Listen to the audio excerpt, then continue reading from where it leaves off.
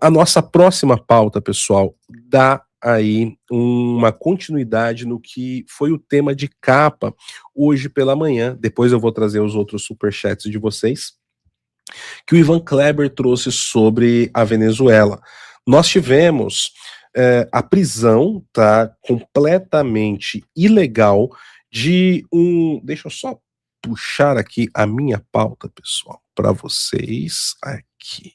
Muito bem, deixa eu puxar aqui. Vamos lá. É um pH para muita coisa, viu, pessoal? Mas vamos nos adaptando. Nós tivemos a soltura do Juan Pablo Guanipa, que é um aliado da Maria Corina Machado.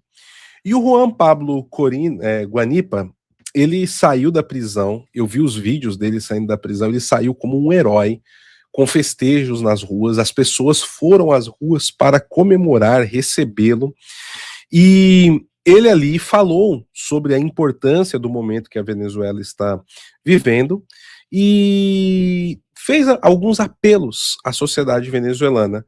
E foi justamente esses apelos feitos por ele que levou, logo em seguida, ele ser sequestrado, tá?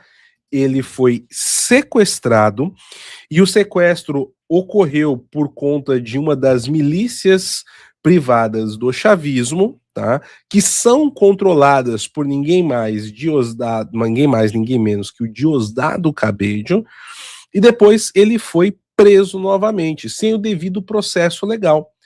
E o Diosdado Cabello veio a público, na televisão, dar a justificativa. E eu tenho vídeo disso aqui para vocês, pessoal. Vamos lá. Han salido 897 personas. 897. No había pasado nada.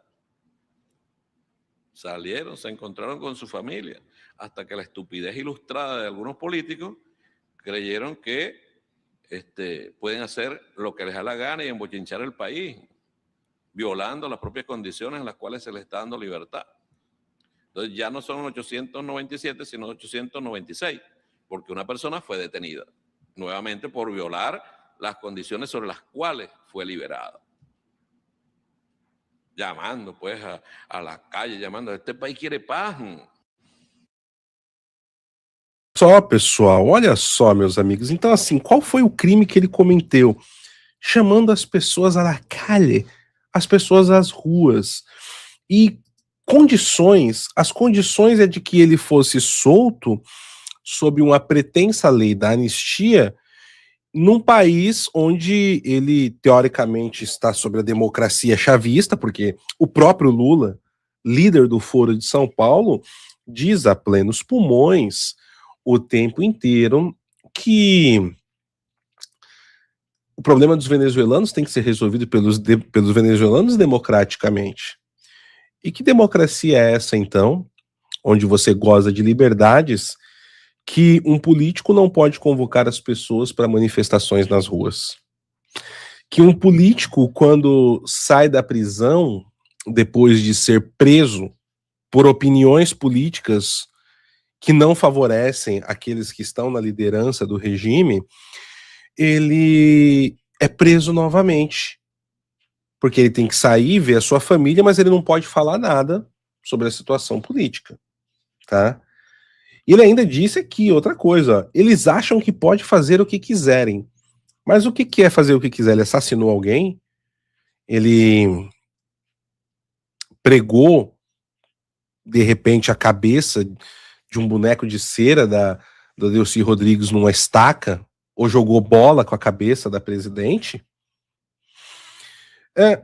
Pessoal, agora eu pergunto para vocês de maneira bem clara. Vocês já viram um discurso parecido com esse aqui em algum lugar? Olha só o que o Diosdado Cabello disse. Ó. Alguns políticos acreditavam que podiam fazer o que quiserem e travar o país violando as próprias condições em que recebiam liberdade.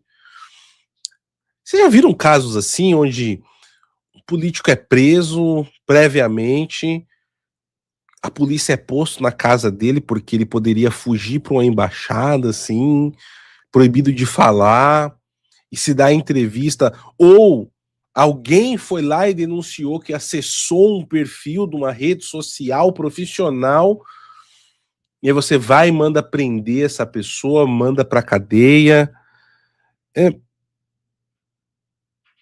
Vocês já viram isso em algum lugar, pessoal? Me respondam, assim, eu não sei. Olha, a Elisângela até falou aqui, né, ó, mas ele abusou, né, PH? Ele quis falar, não é assim. Pois é, eu acho que é um país que fica na América do Leste, pessoal, chamado Brosel. Já ouviram falar desse país?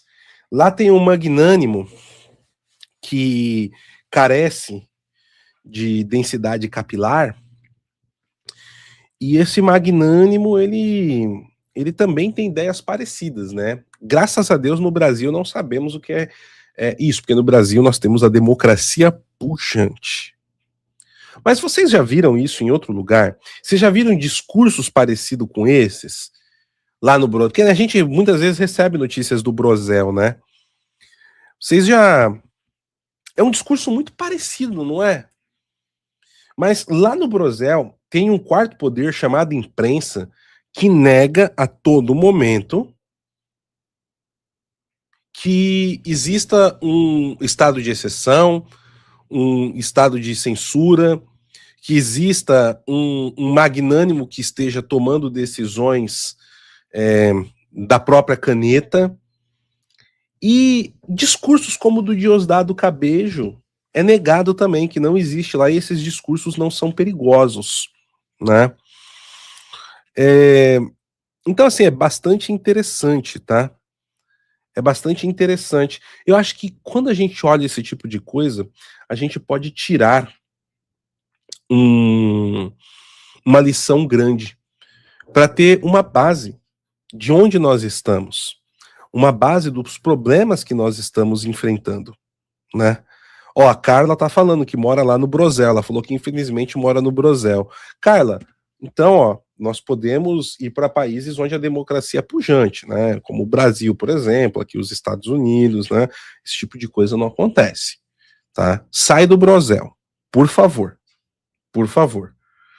Mas a situação é grave, pessoal, e mais do que isso.